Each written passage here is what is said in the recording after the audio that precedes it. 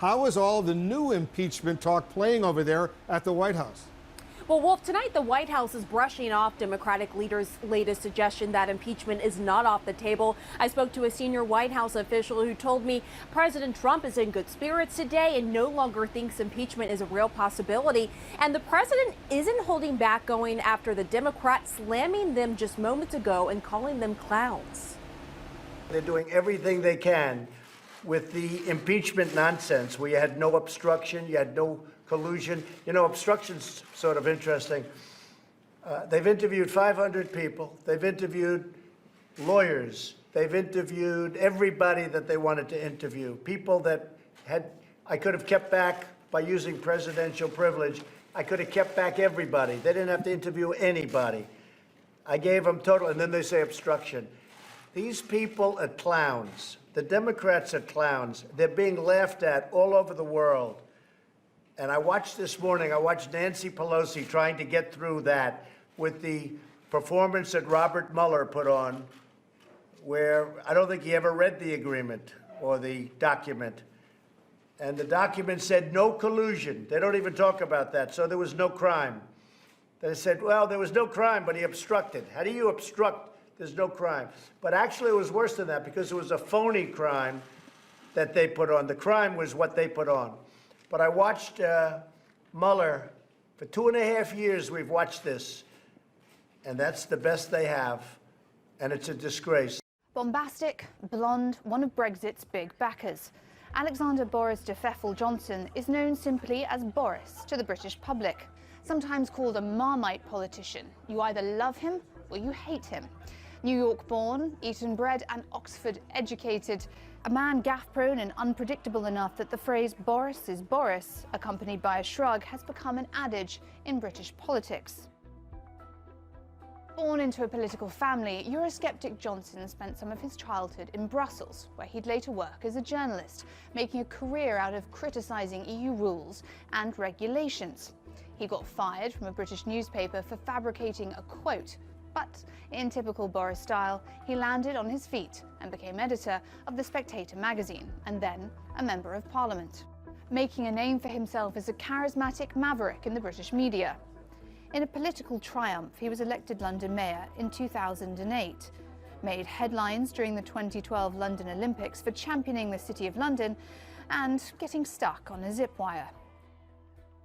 Boris Johnson has been referred to as the closest thing Britain has to President Trump because of his populist tone, controversial anti-immigrant rhetoric, likening Muslim women wearing the burqa to letterboxes, and cultural faux pas as Foreign Secretary, including reciting colonial-era poems on trips to territories of the former British Empire. Donald Trump has called him a friend and supported his run for Prime Minister. Boris Johnson, I think, would be a great prime minister. Not short of ambition, Johnson's sister recalled how as a child he wanted to be world king. He's steeped himself in the ancient heroes of the past and those closer to home, writing a book on his political inspiration, Winston Churchill.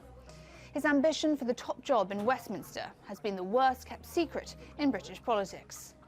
After a rocky leadership campaign marred by chaos in his personal life and accusations of avoiding proper media scrutiny, Boris Johnson beat his rival Jeremy Hunt to replace Theresa May. It will face the same problems as May did: a hung parliament, Brexit deadlock, and a divided country and party. His supporters hope by sheer force of personality and a tougher negotiating stance with the EU that he will succeed where others have failed.